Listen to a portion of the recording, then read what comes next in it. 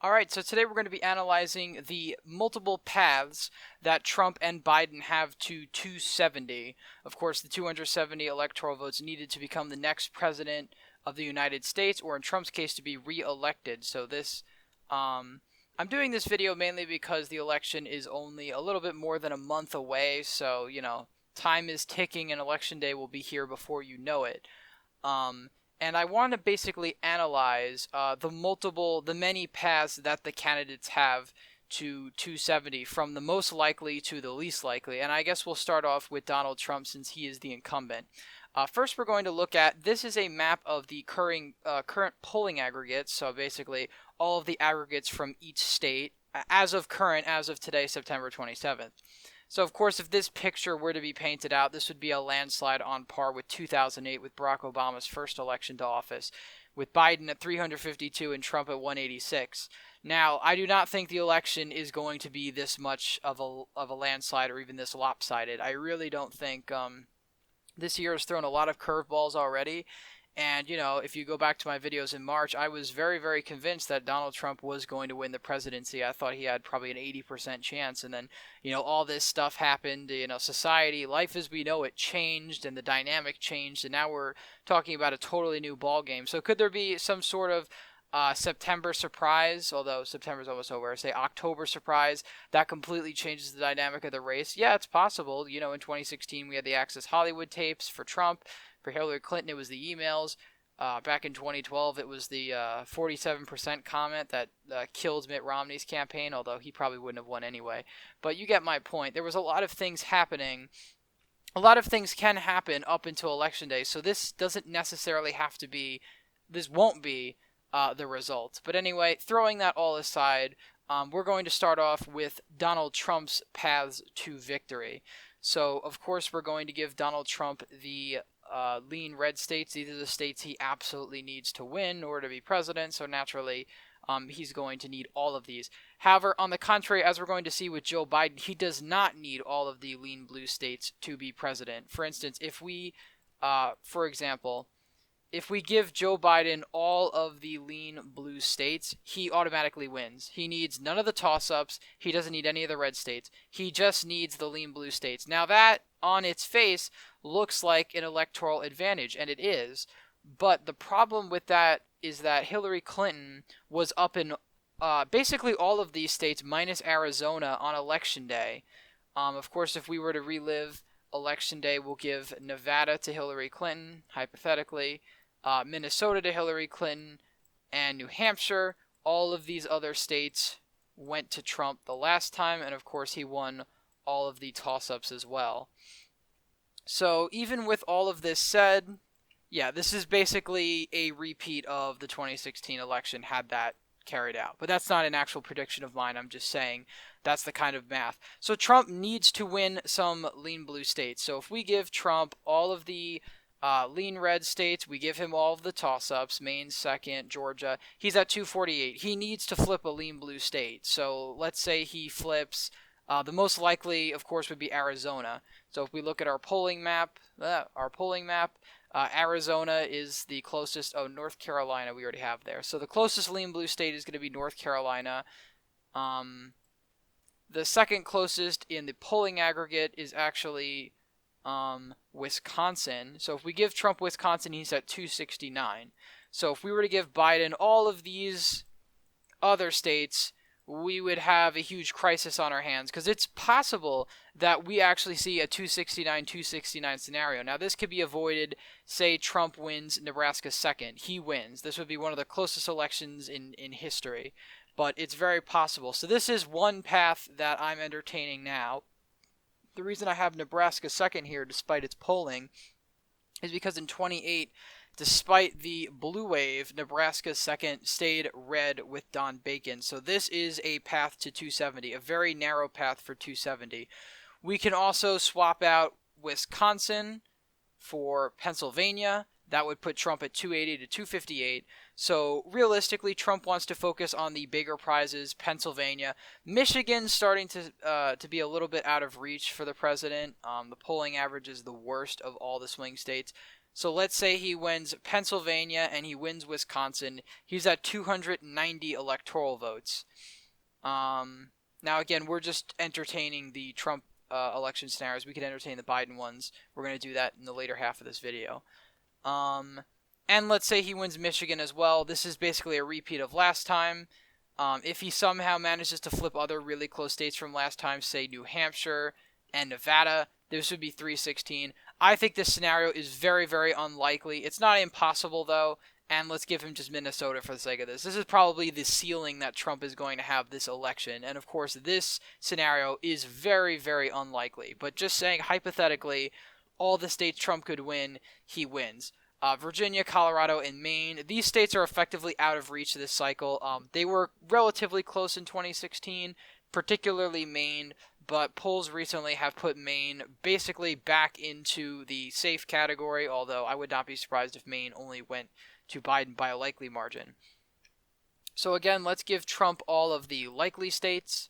Let's give Trump the toss-ups. Because again, Trump needs all of the toss-ups to win. If he loses a state like North Carolina, he's also going to lose all of these other states. North Carolina is redder than all of these states. Trump needs the toss-ups to win.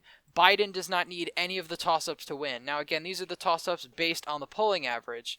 But he doesn't need any of them to win. So Trump is actually at the electoral disadvantage, despite the Electoral College ultimately working out better for Republicans because they have more of a geography than Democrats do. In this specific case, based on the polling, it hurts Donald Trump because he's polling so poorly in a lot of the states he won last time. So again, we'll entertain that scenario. Let's say Trump wins Arizona. He also wins, let's give him, this will be the Sun Belt path to victory. So let's say he wins Nevada, and he has to pick up one more state. So he's going to win Nebraska second, because that's probably the reddest of these states, minus Arizona. And to top it all off, he wins New Hampshire. This is, again, a very narrow scenario, but this could be something we see on Election Day. New Hampshire, of course, is unlikely because Trump's unfavorables are so high in New Hampshire, but this is another close scenario that we could possibly envision.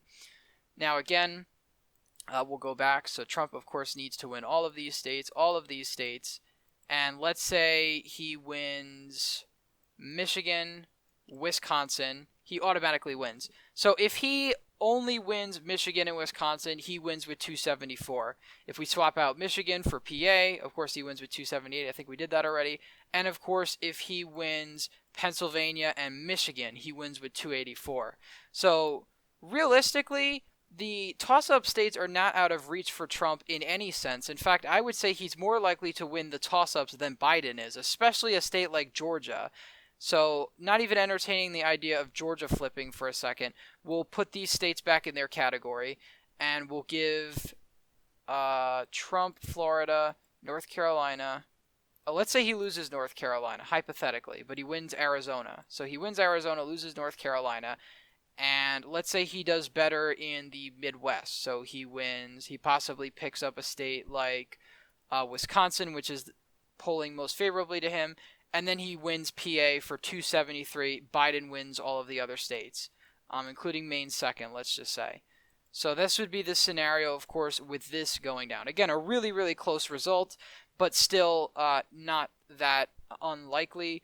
Of course, North Carolina going blue while all these other states go red. It would have to be a very bizarre election year. Realistically, this would be the scenario, 288 to 250. Now, continuing Trump's path to victory, let's say he keeps all of the lean red states because he has to win. He picks up all of the toss-ups, and then we throw in, this is the oddest combination, I don't think this is very likely, but let's say he picks up Minnesota and he picks up Pennsylvania. He wins. He doesn't need any of the other states. He doesn't need Michigan, Wisconsin, Arizona, New Hampshire, Nevada, Nebraska second. He could win by just purely picking up Minnesota and Pennsylvania, both having 20 and 10 electoral votes respectively. So realistically, the name of the game for Donald Trump here is to pick up Pennsylvania. Pennsylvania is almost a must-win. He needs Pennsylvania. If he doesn't have Pennsylvania, let's just... the math becomes harder for him. So let's give him all of these states again. He doesn't get Pennsylvania. He wins Arizona, so he's at 259. Let's give him Wisconsin. And if we give him Nebraska second, he barely wins. Let's say he doesn't win Nebraska second. So now he's at 269. He needs to pick up Michigan, Minnesota, Pennsylvania. Minnesota in the polling average is actually getting more blue now. I think the aggregate is 9 points. So that's almost becoming out of reach for Trump. So it's limiting his options here. So without Pennsylvania, he needs Michigan. New Hampshire is unlikely to go to him. It was very close last time, but the polls are much more in favor of Biden than they were for Clinton. But let's just say, for entertainment's sake, he wins New Hampshire. He's at 273 electoral votes. Now, of course, the most unlikely scenario, we'll just do that to reset it. The most unlikely scenario, of course, is Trump wins all of the states. So all of the states that are in play, Trump wins every single one of them. That would put him at 326. Now, that's a really unlikely possibility, but that's just what the math would look like. Biden would be at 212. So there's almost no situation where Biden gets under 200 electoral votes unless somehow Trump were to pick up a state like Colorado or Maine. In fact, we could try that real quick just to see how high the turnout would be. The electoral total would be, rather. So if we give Trump all of these states here, and then we decide to give Trump a state like Colorado and Maine, that would put him at 337 to 201. Let's just say for entertainment's sake, he also wins Virginia. He wins Virginia, 350 to 188. That's not going to happen. That's not at all going to happen. That's essentially the paths for Donald Trump. Of course, we could analyze, I guess, a more Sunbelt path again. So if we put all of these toss-ups in, all of the leans, and we do Nevada, Arizona, Nebraska second, Nevada, and he would need to pick up something in the Northeast. So let's say he picks up Minnesota. He's at 276. So again, that's basically the Sunbelt path. It's basically near impossible for Donald Trump to win without the Rust Belt, unless it's, of course, a state like New Hampshire. He literally needs New Hampshire, or else he needs to pick up one of the Rust Belt states. So now that we've spent around 10 minutes talking about Trump's chances of victory, let's talk about Biden's combination, because Biden, as of right now, has a lot more wiggle room. So let's just, for argument's sake, give Biden all of the lean Democratic states. Again, he doesn't need all... Oh, he already wins. So if we give him all of the lean Democratic states in the polling, he already wins with 290. So the discussion's over. Now let's say he wins Florida, North Carolina, and that's it. And Trump wins everything else. We're at a scenario of 334 to 204. So already you're kind of seeing that Biden is heavily favored because there's just so many more states polling in his direction right now, which is why he's doing so well. Now let's say Biden wins Pennsylvania, Michigan, and Wisconsin at 258. And he also picks up Florida, he wins. If Trump wins everything else, it doesn't matter. Biden already has 287. If we go back, I'm just going to do that to reset it. Another close scenario we could see, of course, is if Biden, say, picks up Nevada, picks up Minnesota, well, doesn't pick up, he keeps these states. These were states that went blue last time, and New Hampshire. And then we'll give him Nebraska's second, and then Michigan, Pennsylvania, and let's just say for argument's sake, Maine second. He's at 270, so it doesn't matter anymore. He could win, and this is actually a somewhat likely path, although Maine second is a little out there. But this, of course, would be a 269-269 tie. Now, let's say, for argument's sake, there is a, the Biden ceiling. This is what I think the Biden ceiling would be. So if we put all of the lean blue states, Biden already wins. We know that. Then we give him all of the toss-ups. He flips Georgia for the first time since the 90s. And then he also wins back Ohio and Iowa. We would have a situation of 375 to 163. This would probably be the highest Biden would go. Let's just give him Texas, even though that's not going to happen. 413 to 125. So this is assuming that Biden has all of the states that are up for grabs this election cycle. This isn't going to happen. I don't even think it's likely that he wins Ohio or Iowa. I think this is the best realistically we're going to see. But even with some of these states like Florida and North Carolina and Georgia, I think these states lean more in the direction of Trump. We could give Florida to Biden. That would put him at 320 to 218. I think this is you could see this on Election Day, sure. My prediction, of course, for Election Day is that Trump wins Florida, North Carolina, Georgia, Maine second, Ohio, Texas, Iowa, and, of course, Biden wins Michigan, Pennsylvania, Minnesota, Arizona, Nevada, Wisconsin, and all of these states, and it becomes 290 to 248. This, I think, is the most likely scenario. Even if we give Trump Wisconsin, Biden's at 280 to 258. Now, this would be pretty close, but again, Biden's already won at this case. So, as you're seeing, he can lose a lot of states. And perhaps I'll make another video where I look at another map, which actually has the percentage, the chance of each candidate winning when you call certain states. So, for instance, if you give Trump Pennsylvania, I think they put him at like an 80% chance of winning because, if a state like Pennsylvania were to go red, all of these other states to the right would also go red, which would effectively, almost give Trump the presidency. He just need to win one of these others. So let's say he wins Nevada second, and then he wins Arizona. He wins 280. But we'll go back to all of the other scenarios. So we already did Biden winning the lean. Let's just do a crazy scenario for fun. Let's just say Biden wins Ohio, Biden wins North Carolina, Georgia, and Pennsylvania. He's at 281. Now that's very, very unlikely because Georgia is, out of the toss-ups, Georgia's the least likely to flip. I really don't see it flipping. But let's just do that for fun and then give him all of the leans. Now, he would be at 339, and then Trump would be at 199. So, again, this is another unlikely scenario, but it is possible. A state like Ohio is more likely to go to Trump.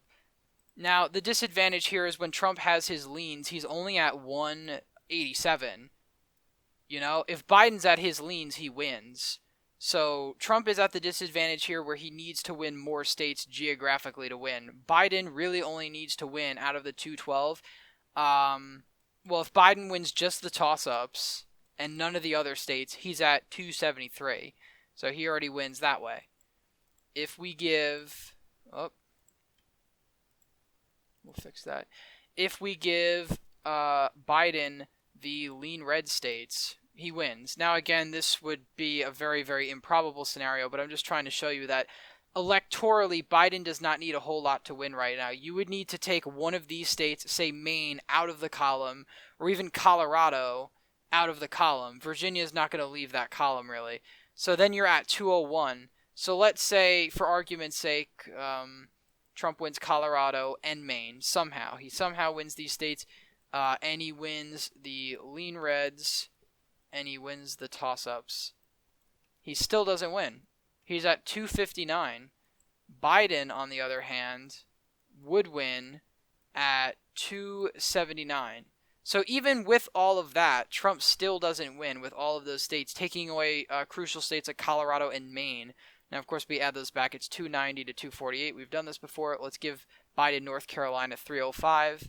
And let's just say Biden wins Maine second. He's at 306, 232. This is literally almost the exact opposite of the 2016 election.